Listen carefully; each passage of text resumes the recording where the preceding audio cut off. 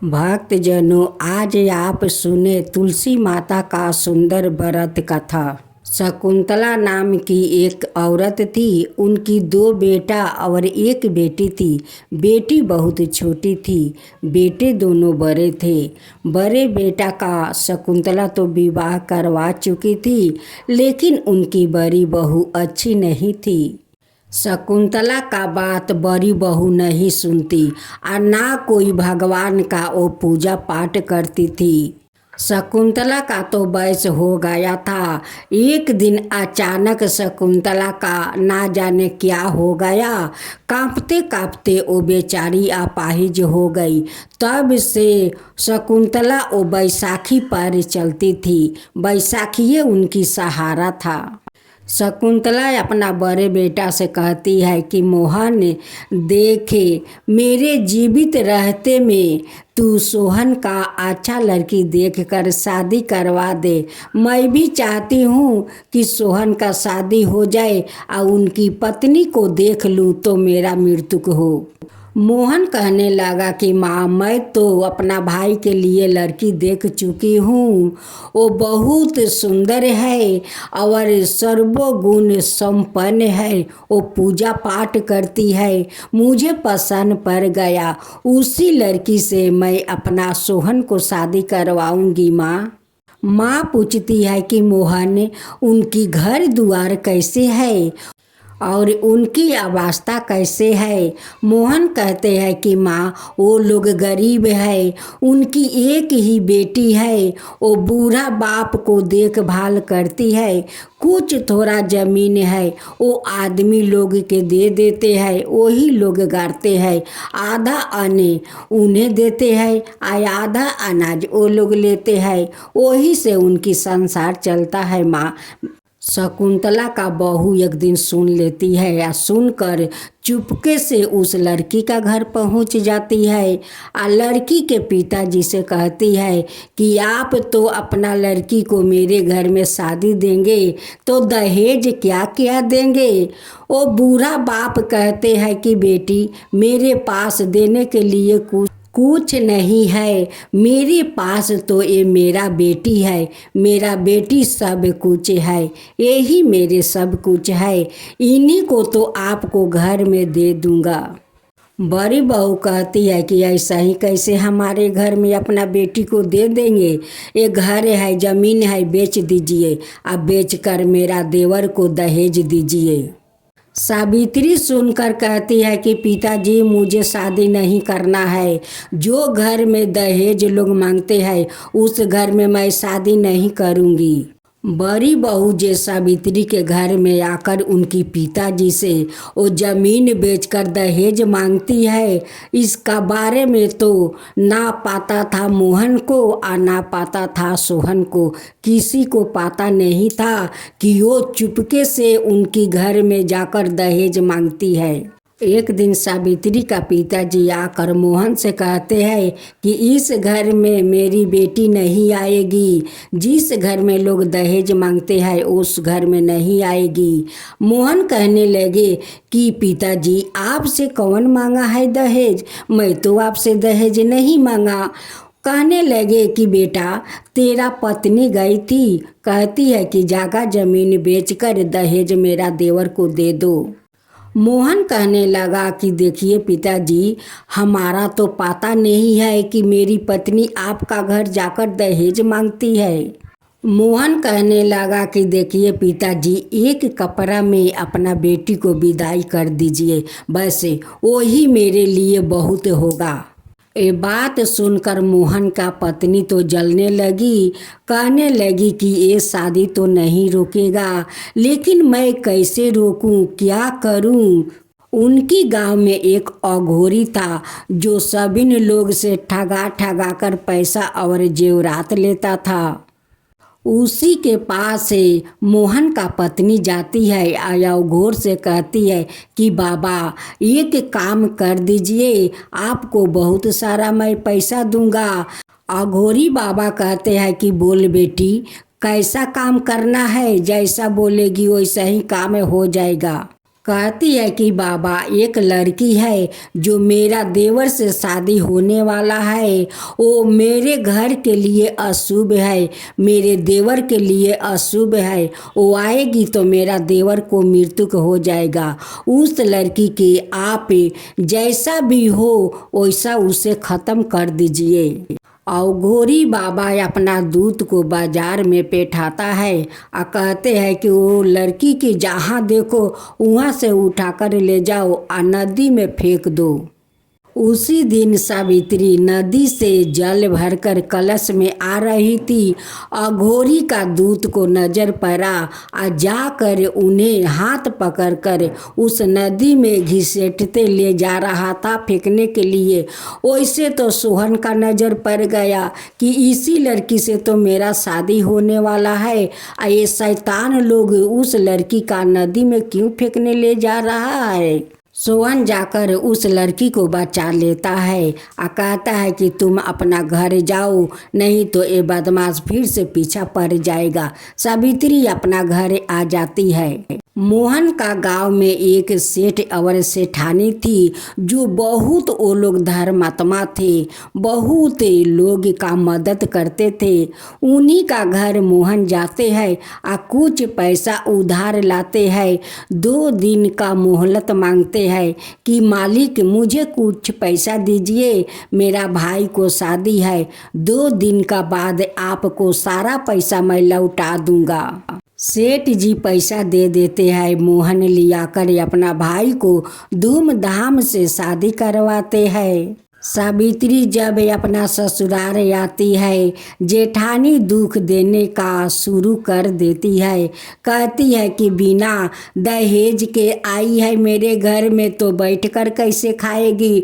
चल सारा दिन घर के काम कर। द्वार पर एक बैल है, उस बैल को तू चारा खिलाओ, चारी दो, पानी दे। सावित्री खूब सुबह उठती है, नहा धोआकर माँ तुलसी का पूजा कर लेती है।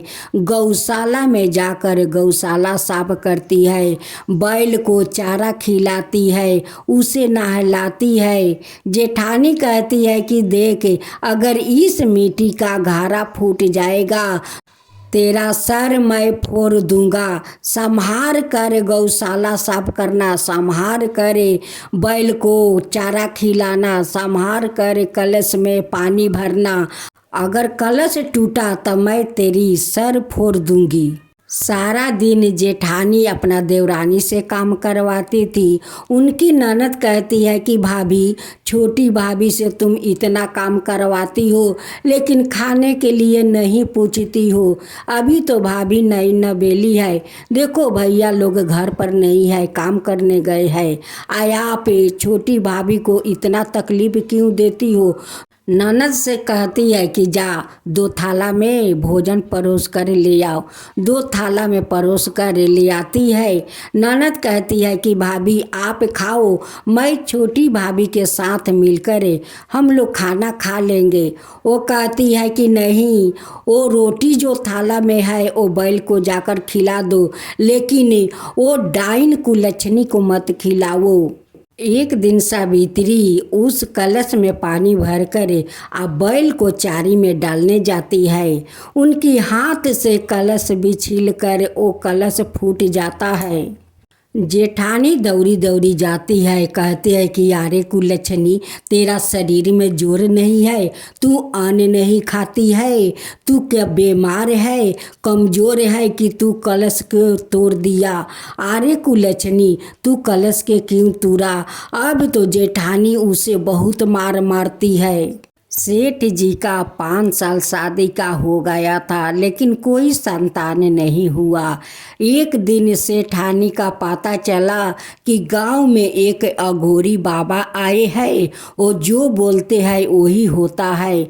वही पर सेठानी जा रही थी। अघोरी बाबा का पास पहुंची तो अघोरी बाबा कहने लगे कि आइए सेठानी, आइए आइए, आपको जो इच्छा होगा वो सारे इच्छा आपका पूरा हो जाएगा। सेठानी कहती है कि बाबा, मेरा 5 साल शादी का हो गया है, अभी तक मैं माँ नहीं बनी। अब तक अघोरी बाबा कहने लगे कि जरूर होगा। मैं आपको ऐसा एक तबीज दूंगा, उस तबीज को सेठ जी का गले में पहना देना, तब देखना आपको संतान जरूर होगा। ठागवा या गोरी बाबा उस सेठानी का शैतानी तबीज दे दिया। सेठानी ले जाकर सेठ जी के गले में पहना दी। कभी सेठ जी कभी अपना गले में सूता नहीं पहना। सेठ जी कहने लगे कि सेठानी, आप इतना खुशी से मुझे ये तबीज पहनाती है तो पहनाओ, मैं खुशी से पहन लूँगा। सेठ जी तबीज पहनते ही इंसान से शैतान बन गए। अब तो घर में पूरा शैतानी करने लगे, बाहर को लोग के साथ शैतानी करने लगे। अब सारे गांववासी कहने लगे कि सेठ जी के क्या हो गया, काल तो अच्छे थे, आज क्यों ऐसे कर रहे हैं, सबके साथ व्यवहार खराब कर रहे हैं, सेठ जी को क्या हो गया। लेकिन पता नहीं था कोई को, और ना सेठानी को, कि उस तबीज के कारण सेठ जी शैतान बन गए हैं। मोहन का पत्नी सोचने लगी कि लोहा तो गर्म हो गया है, क्यों ना मैं जाकर हथौड़ा मारूं। यही मौका है, मैं जाकर सेठ जी से कहती हूँ कि वो अपना सारा कर्ज आपस ले ले, नहीं तो वो बाद में सोहन नहीं देगा। मोहन का पत्नी सेठ के पास जाती है या कहती है कि सेठ जी, मोहन और सोहन के पास बहुत सारा पैसा है, जाकर अपना सूद समेत सारे पैसा ले लीजिए। सेठ जी मोहन का घर जाता है या मोहन से कहता है कि मोहन, मेरा सूद समेत सारा पैसा दे दे। अब मोहन कहने लगे कि सेठ जी, अभी मैं कहाँ से पैसा दूँ। आप चिंता मत करें सेठ जी, मैं सारे आपका सूद समेत पैसा लौटा दूंगा। आपसे 2 दिन का मोहलत मांगी हूँ, आपका ठीक मैं पैसा सारा लौटा दूंगा, एक पैसा नहीं रखूंगा। सेठ जी कहने लगे कि हमें अभी पैसा चाहिए। मोहन कहता है कि अभी मेरा पास पैसा नहीं है सेठ जी, मैं आपको सारा पैसा दे दूंगा। तब सेठ कहने लगे कि ठीक है, पैसा नहीं है तो तेरा भाई का पत्नी तो है, उसे मुझे दे दे।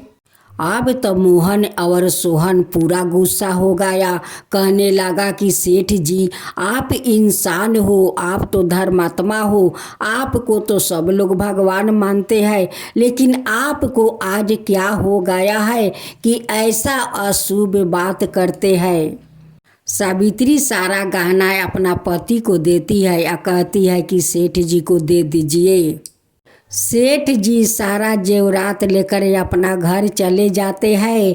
यहाँ पर मोहन का पत्नी तो अब बहुत झगड़ा करने लगी, कहने लगी कि ये गहना सारे तेरा बाप दिया है, तेरा तो भिखारी बाप है, दहेज में तो फूटी कौड़ी नहीं दिया, ये सारे जो गहना अपना पति को दिया है कि सेठ को दे दो। ये जानती हो, ये सारे गहना मेरा है, सारे जेवरात मेरा है, आ तू दे दिया सेठ को। अब तो सोहन कहने लगे कि भाभी देखिए, आप इस जेवर के बारे में चिंता मत कीजिए, मैं आज ही बाहर जाऊंगा कमाने, कमा कर आऊँगा, सारा आपको गहना छोड़ा कर ले आऊँगा, भाभी आप चिंता मत कीजिए। सोहन बाहर जाता है कमाने। रास्ते में अघोरी बाबा का दूत उन्हें देख लेते हैं, और देख कर जाकर सोहन को इतना मार मारा, इतना मार कि सोहन दोनों आँख से अंधा हो गया और उसी रास्ता में बेहोश पड़े थे। कुछ गांव के लोग देखा तो आकर मोहन से कहता है कि आपका भाई तो बेहोश रास्ता में पड़ा है। मोहन जाता है, अपना भाई को घर ले आता है। इधर मोहन के पत्नी चिल्लाने लगी, कहने लगी कि जब से एक कुलच्छनी आई है तब से मेरा घर में कुछ ना कुछ होता है। मेरे घर में अशुभ होता है, शुभ नहीं होता है। ये मेरे घर के लिए ये अशुभ है, मेरे देवर के लिए ये कुलक्षणी अशुभ है। मेरे देवर को देखो, आते आते खाने पर तैयार हो गई। देखो मेरा देवर को क्या हालत हो गया। सावित्री माँ तुलसी के पास जाती है या कहती है कि माँ तू मुझे अशुभ क्यों बनाया, क्यों बनाया माँ। मैं ये घर में आते आते अशुभ बन गई हूँ। आज देखो मेरा पति अंधा हो गया है, उनकी हालत कितना खराब हो गया है माँ। अगर मेरे में कुछ सत्य है, मेरे पूजा में अगर भक्ति है, तो आप मेरे पति को ठीक कर दो, ठीक कर दो हे तुलसी माता।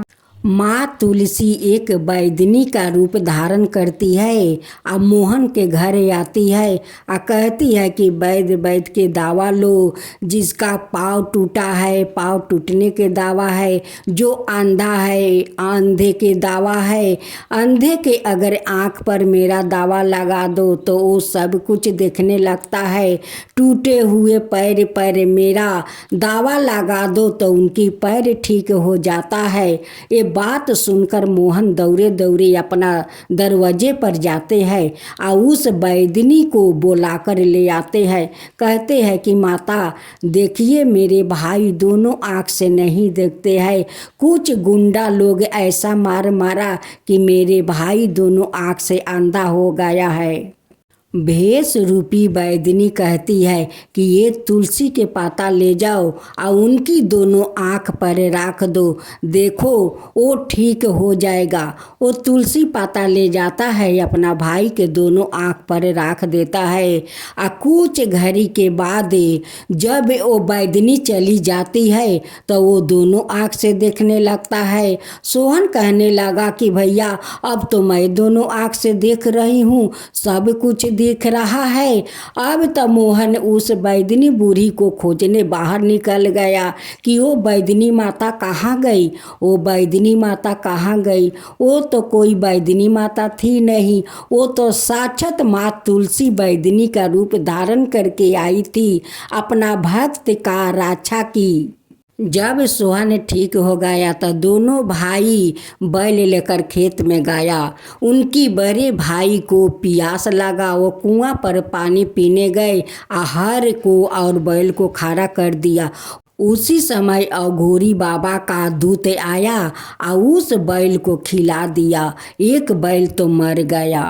मोहन आकर कहने लगा कि एक बैल तो मर गया, अब हम लोग खेत कैसे जोतेंगे। एक दिन मोहन और सोहन कहीं बाहर चला गया था। उस दिन मोहन का पत्नी कहने लगी कि आज तो दोनों भाई घर में नहीं है, इसी कुलक्षणी के चलते तो मेरा बैल मर गया। जब से मेरा घर में आई है एक ना एक अशुभ होता जा रहा है। ये अभागिन का मैं खेत में ले जाती हूँ और इसे हाल में लगाकर मैं खेत जोतूंगी। अब तो मोहन का पत्नी सावित्री का चूल का मुट्ठी पकड़ती है और छिछराते हुए खेत में ले जाती है और उन्हें हाल में बांध देती है और बांध कर कहती है कि अभागिन चल ये हाल को टान, नहीं तो तुझे चाबुक से मारते मारते सारा शरीर के खाल उतार दूंगी।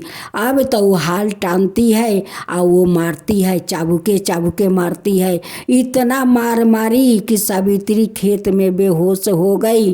अब बेहोश होते कहती है कि माँ तुलसी।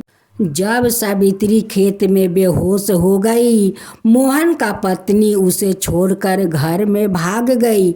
माँ तुलसी आती है, सारा खेत को वो जोत देती है और सावित्री को होश में ले आती है और लिया कर कहती है कि बेटी उठ उठ उठ बेटी।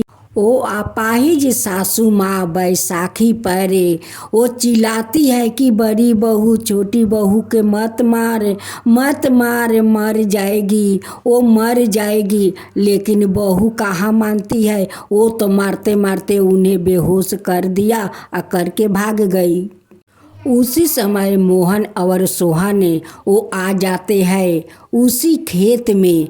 अब तो माँ तुलसी से दर्शन सब कोई का हो जाता है। कहने लगे कि माँ तुलसी, आप आकर मेरे सावित्री को रक्षा किया वो डायन से। माँ तुलसी मोहन से कहती है कि मोहन, तुम्हारा पत्नी एक कब से चाल चल रही है।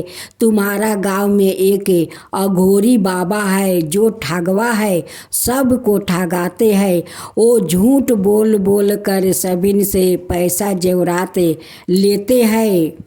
उसी अघोरी के पास तुम्हारा पत्नी गई थी कि सावित्री से शादी ना हो। सावित्री के मारने के लिए अघोरी वो अपना दूत भेजा था कि जाकर उसे नदी में फेंक दो, ना रहेगी और ना सोहन से शादी होगा। ये सब आपका पत्नी बोली थी। सेठ जी तो बहुत इंसान आदमी है, वो तो धर्मात्मा है। सेठानी उस बाबा के पास गई थी कि बाबा मेरा 5 साल शादी हो गया, अभी तक मैं माँ नहीं बनी। वो अघोरी जानते हो, वो जो तबीज दिया है शैतानी तबीज, उसी तबीज को पहनते ही इंसान से वो शैतान बन गया है। जाकर उनकी गले से तबीज खोलकर फेंक दो कि वो इंसान बन जाए। अब तो सेठानी दौड़ी दौड़ी जाती है, अपना पति के गले से तबीज वो तोड़ कर फेंक देती है। अब तो सेठ जी इंसान फिर बन गए। मोहन ने अपना पत्नी का चूल का मुट्ठी पकड़ता है और बहुत बहुत मार मारता है उसी चाबुक से। कहता है कि इसी चाबुक से तुम सावित्री को मारा था, बेहोश किया था। आज मैं तुझे मारती हूँ, देख तेरा दर्द होता है कि ना। सावित्री जाकर चाबुक पकड़ लेती है या कहती है कि नहीं भैया, छोड़ दीजिए, जेठानी को छोड़ दीजिए, अब वो गलत काम कभी नहीं करेगी।